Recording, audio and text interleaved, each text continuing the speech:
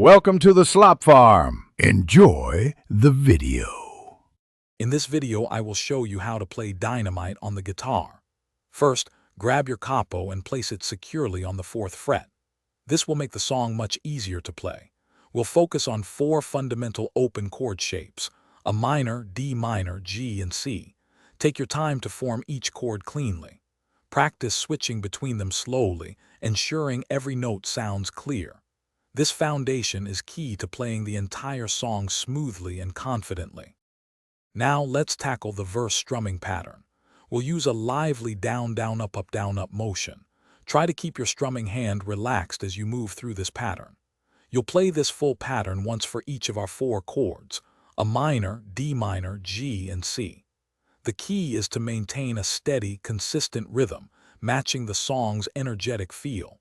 Practice slowly at first, then gradually increase your speed. The chorus of Dynamite really brings the energy, and will reflect that with a slightly more emphasized strumming pattern. Try a down-down-up, up-down-up rhythm for these sections. You'll still use our familiar A minor, D minor, G, and C chords. Focus on making your strumming feel more powerful and rhythmic here.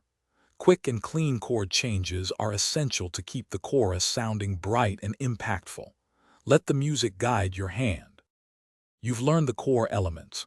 The verse and chorus patterns repeat for most of Dynamite. For an authentic touch, consider moving your capo up 2 frets, from the 4th to the 6th fret for the very last chorus. This creates an exciting key change. Remember, consistent practice is your best friend.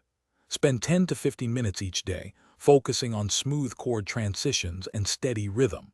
Listening to the song will also help you internalize its fantastic groove.